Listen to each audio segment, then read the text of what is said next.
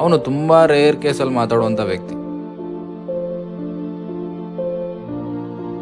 ಎಲ್ಲರಂಗೆ ಅವನಿಗೂ ಜೀವನ ಮಾಡೋ ಆಸೆ ಇದ್ದರೂ ಯಾರೋ ಒಬ್ಬ ಮಹಾತ್ಮ ಹೇಳ್ದಂಗೆ ಅವ್ರವ್ರಿಗೆ ಸಿಕ್ಕಿರೋ ಲೈಫಲ್ಲಿ ಅವ್ರವ್ರು ಸಂತೋಷ ಪಡಬೇಕು ಅಂತ ಸಮಾಧಾನ ಮಾಡ್ಕೊಂಡು ಬದುಕ್ತವನೆ.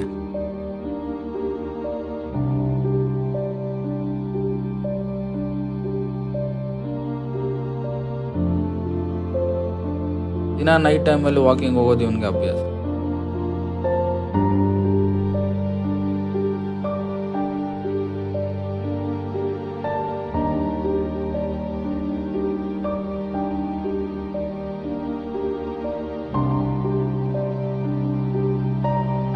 ಇವನಿಗಿರೋ ಪ್ರಾಬ್ಲಮ್ ಕಂಟ್ರೋಲ್ ಆಗೋದಕ್ಕೆ ಡಾಕ್ಟ್ರು ಟ್ಯಾಬ್ಲೆಟ್ನ ರೆಫರ್ ಮಾಡಿದ್ದಾರೆ.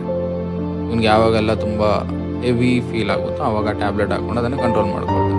ಆದರೆ ಅವನು ಅದಕ್ಕೆ ಅವನೇ ಆದ ಒಂದು ಓನ್ ಮೆಡಿಸಿನ್ ಕಂಡುಕೊಂಡಿದ್ದಾನೆ.